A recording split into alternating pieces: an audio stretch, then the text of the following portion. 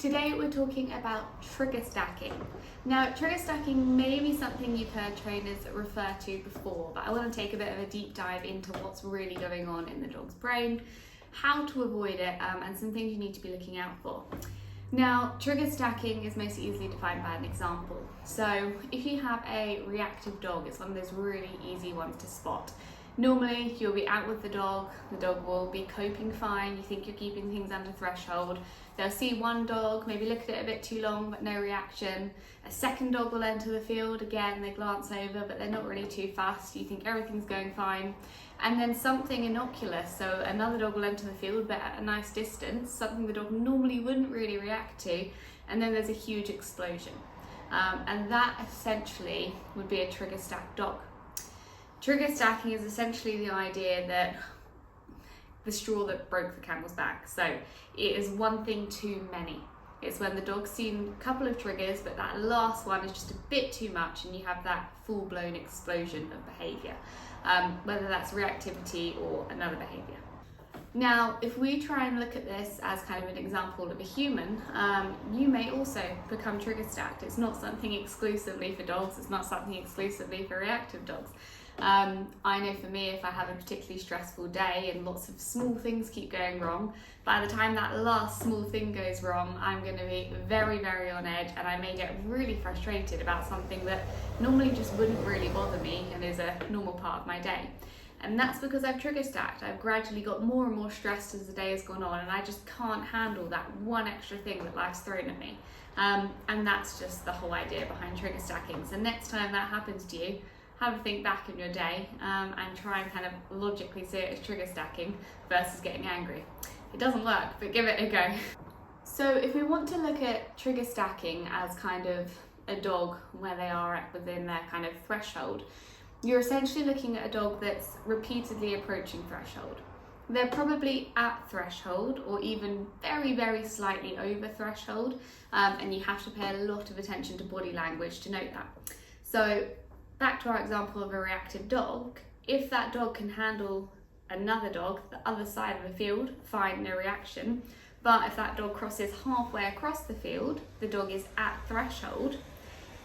Then if the dog was to come 3/4 of the way across the field, that dog would be above threshold. Does that make sense? So we've got sub-threshold, threshold, and above threshold. Your training wants to happen here. You want to be sub-threshold but approaching the dog's threshold so that you are doing good time-effective work. That's really hard to do, and it takes a lot of knowledge of your own individual dog's triggers and also body language so that you can continually assess your dog's state of mind. But in the context of trigger stacking, we're probably looking at a dog that's approached threshold one too many times and then they're finally going above threshold. Now, we need to think of the dog's threshold as a really movable piece. It's not set in stone. If the dog's stress and adrenaline levels are quite high that day, then their threshold is going to be far lower than it usually would be, which means something that normally wouldn't trigger them can lead to that huge explosion. And that's what's happening with trigger stacking. So now we're going to get a bit more into kind of the brain chemistry and what's really going on behind these reactions.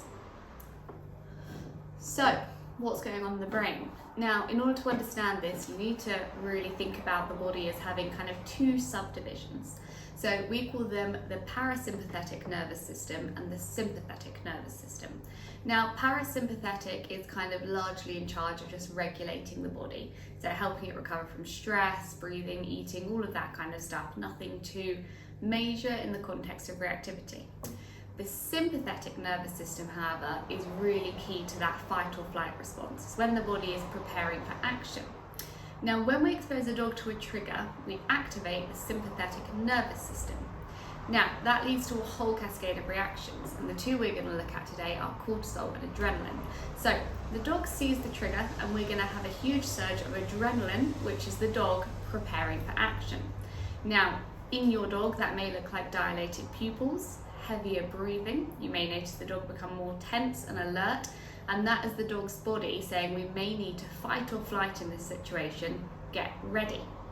The other hormone we want to look at is cortisol. Now, when a dog's exposed to a trigger, we also see a huge flooding of cortisol, also kind of known as the stress hormone. Now, cortisol has a half-life of about an hour. It will vary depending on the animal and your dog's own metabolism, but let's say it's about an hour. So when we expose our dogs to a trigger, and we don't necessarily get a huge reaction, but they're exposed, the adrenaline and the cortisol go up, that cortisol then stays in the system for a few hours.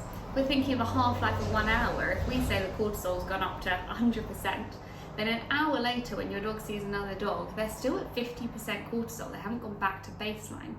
So in the context of trigger stacking, if your dog is just recovering and coming down from that cortisol surge and then it sees another trigger, your dog is going to have a huge amount of cortisol and adrenaline pumping around their body, where if you had just kind of woken them up and taken them straight out and they'd first seen that trigger, it would have had a much lower baseline. So that's why you're seeing this kind of stacking, if you like. It's actually the physiology of the dog which is causing that stacking. Now, in terms of the dog's actual brain, we need to think about which part of the brain is being activated. So when the dog is having a fight or flight response, or the sympathetic nervous system is activated, they're in the emotional part of the brain, which is also called the center brain. Now, that part of the brain is responsible for reflexes. It keeps the dog safe, it alerts them to danger. It's kind of a really kind of core processor, but there's not a lot of thinking that happens there. It's largely reactionary. Now, when we're training dogs and we're trying to get them to think through decisions and make good choices, they're working in their front brain. And that's the real kind of logical thinking process, and that's why we want our training to take place.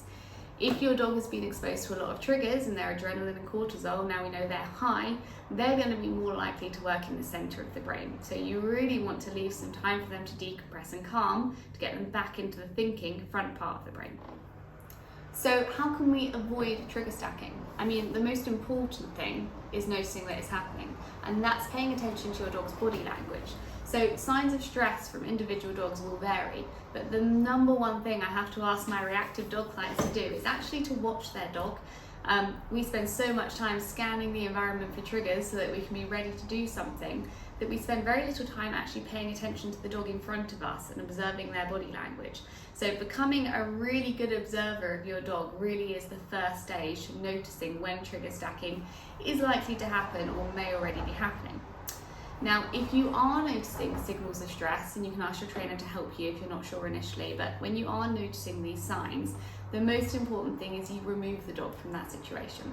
So either you take them home, you give them some decompression time, that may look like some place training, a nice chew, them really doing something that they find low stress.